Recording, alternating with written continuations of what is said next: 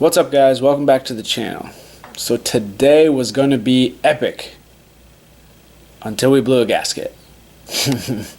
So we were going to do a stock top speed, and then we were going to follow that up with the 15.2 sprocket top speed, and then we were going to follow that up with a racing CDI top speed and see what we could get out of the Chinese ATV. But while we were doing the stock top speed, which was about 21, we blew a head gasket.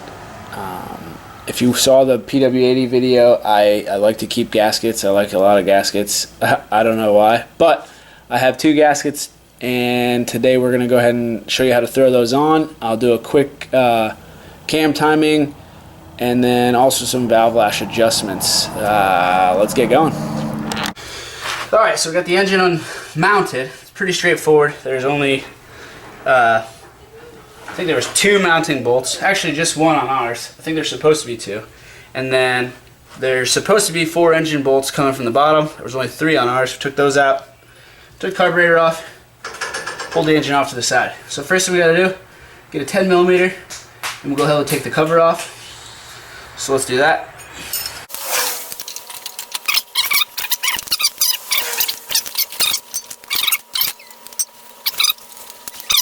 I guess it's not in that bad a shape, but if you look right here at the bottom,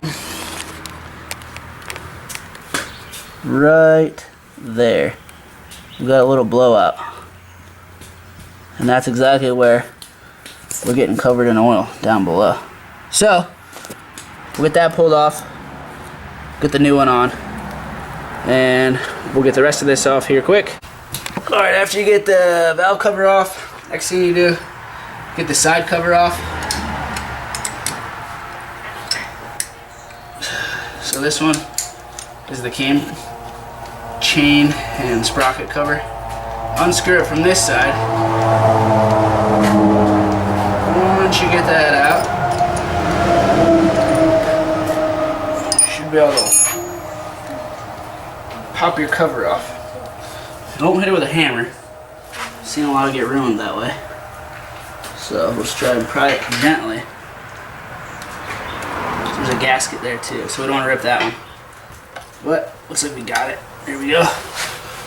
And that gasket's in good shape. But I'll show you what's under there. So under that cover, we got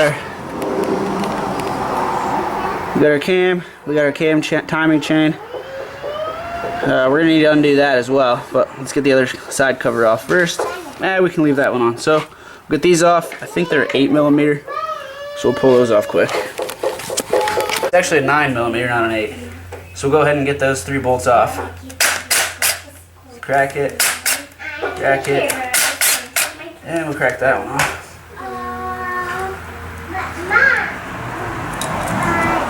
Get those off.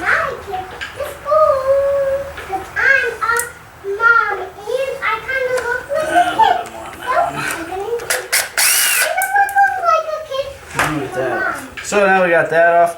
Got one more bolt to get off on the head, and we'll be able to pull that one off here too.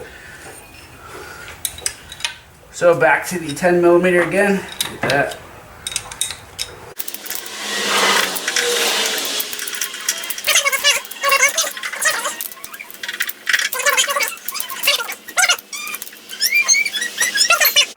Alright, so before this is going to pop off, this is tight. So we need to get this gear off. That way we can get this free. I didn't get that, but if you put the screwdriver and a little pressure inside there and get it on the chain, that gear will pop off. So get that, and we'll slide our head off. It's actually in pretty good shape. A little bit of carbon buildup, not terrible. That's not our problem right now anyway. What you'll see, almost in the same spot. Oh man. Right there. Our gasket blew out. And we're blowing oil out there. Right out the side there when we ride. Where'd it go? Under the rod. Right there. And whenever I get to past half RPM, I can see it flying out. It's not bad for the kids because they don't fly on it yet, but Anytime I try and rip on it, we get it coming out there and we had it coming out the front. So we'll go ahead, get that off. Let's see if you can see that. Alright, so we don't have any problems on the one from the casing to the cylinder. So we're just going to take this one off. And to help keep us timed, we were probably in time, I didn't look. But we'll kind of keep this gear like this in our hand. So, look at that again. Right there. That's shot. There's the back side of it. Shot as well. A lot of that sometimes just comes from over tightening. So, be sure to keep ours properly torqued. I think the head bolts go on at 10 foot-pounds. We don't have a torque wrench, but we'll get close without getting crazy. So we'll get all that excess wiped off. Look in there. Cylinder looks pretty good. No scores. Nothing you can feel with your finger now. So we're in pretty good shape there. So we'll get that cleaned off. We'll get our new one. And we got a box of goodies over here too. Actually got two. They look kind of the same. And there's another head gasket. That's actually the valve cover. So there's a couple differences in these. This one here is the solid type. This one is a little too, but it looks a little dinged up there. That's on a different side on the top. Ah, screw it, we'll put it in anyway. If all else fails, we'll get another one in there. Plus, they're only $5. So, throw it on. Get that up. Well, looks like it fits pretty good. And we'll go ahead and get the head back on. Alright, let's get it cleaned up. Go ahead and put it back on. Left this hanging. Hopefully it's still in time. Like I said, we'll check and I'll show you how to get it. While I make this video, they're making the birthday video back. So if you guys hear, it's Twilight Sparkle's birthday today.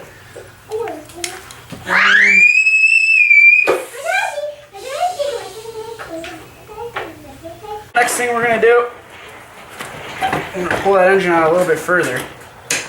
And up here is a little peephole. There it is, on the top side of the case. A little peephole. We'll undo that real quick. It's tough with one hand. And down in there you see the top.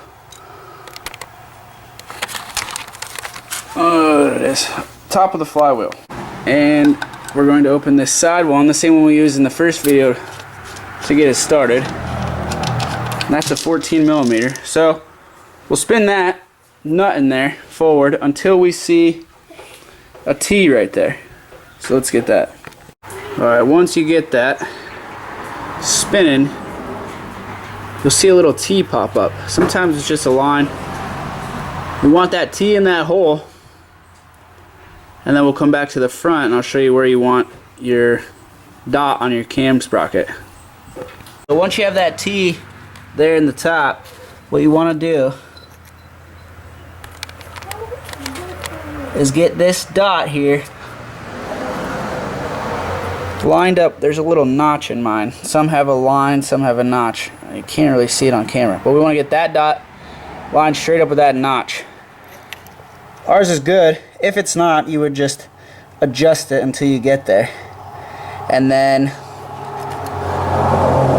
these aren't quite a triangle, so you see these two farther apart ones are towards the front. So we'll get that in the back there to line up with that. And we'll wedge that on, get those 3 screws back in there, we put it back together. We should be good. So I'll show you that real quick.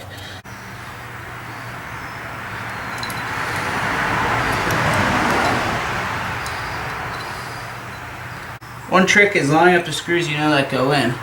So I know that one is going to end up in that hole there. So now I'm going to rotate the crank here and help it spin into place.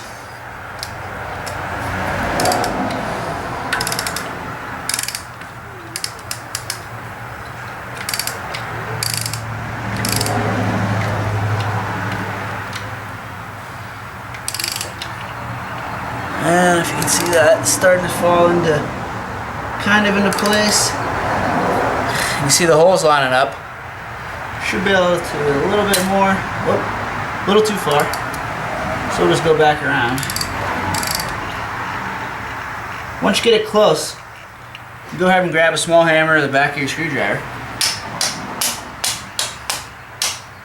Kind of tap that in place. Just like that. Get the other two in. Should be pretty well lined up. And we are.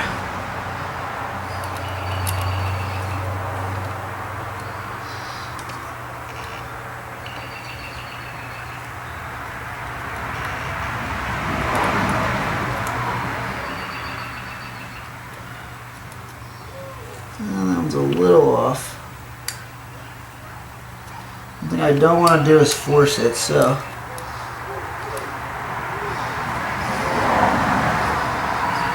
maybe we'll try this one in that hole. See what we can get.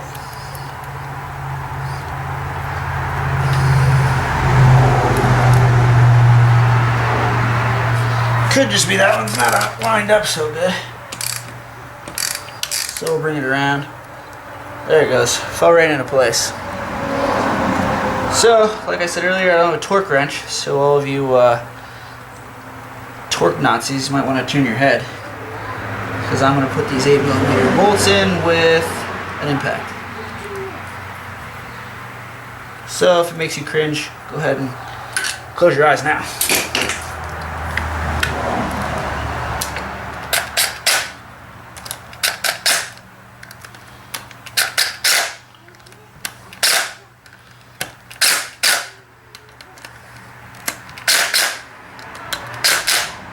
And we're good there. So now we're going to double check. We take that flywheel nut, find the T again, get the T to the top. There it is. I can see the T up here. Now you can see my dot is perfectly lined up with my notch here. So now we're in time. Good to go. That's actually really easy to do, especially if you use that screw trick there. A lot of people try to pry it into place. Just line this up the same way as, I don't know what it's called, the cam that it's riding on, and get one screw in, or bolt. Once you get that in, rotate it, and the sprocket will fall into place. Then you can get the other two in, tighten them down, good to go. So, get everything covered back up, and then we'll come out here and I'll show you guys how to check the lash. Actually, you know what, we'll do that first. So we'll get that. Since we got everything apart already, I'll show you that now. Alright, to check the valve lash or valve clearance, however you want to call it. Everyone calls it either one of those two things. Same thing. We're going to get these covers off. I think they're they look a little bigger. We'll try the 17 first though. Which was right here. There it is. Oh, yep. 17. Oh boy. We'll make sure not to tighten them like that when we put them back on. So this side's going to be your intake, and this bottom one here is going to be your exhaust. So we already know that we're in time. The T's there. We'll call that top dead center. That means your piston is in the top dead center of its movement. Now we're just going to check the gap inside here between the valve and the rods. So we'll get our feeler gauge quick, and I believe the intake is 4 thousandths and the exhaust is 6 thousandths. So find our little feeler gauge here. Maybe 87654. There you are. Alright, so we know we're top dead center. So all we want to feel is a little resistance. We don't feel anything too crazy, but we also want to be able to get it between the two. So once we're there, so we can get it in there. We got a little resistance, so that's actually really good. Get a good view here. Alright, so there's our rocker arm, and underneath that's our rod. So we put our 4/1000ths in there, slide it around. It fits pretty snug. Now if it weren't to fit, we would go ahead and loosen this nut here, and whatever direction we needed to go, we would then loosen this set screw. Once we got that where it needed to be, we would take this nut and we would tighten it back down. This one was good. Like I said, most of these are probably going to be in pretty good shape. So we'll go ahead and check the bottom, and same thing. That one's I think 6/1000ths. So we'll get under there, check it out, and we'll adjust it if needed.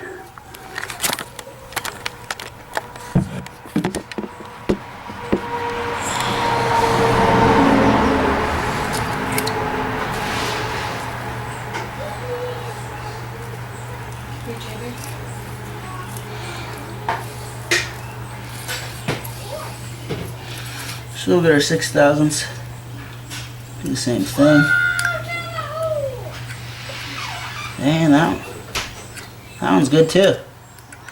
So, go ahead and put the covers back on, won't tighten them down as crazy as the last person, and one thing we're going to do today we probably should have done in our last video, maybe made it a 5-part video instead of 4, is an oil change. So we'll go ahead and get all the oil out of this, and we'll get fresh. So it's back together, and we'll get everything mounted back in the machine. We'll get riding.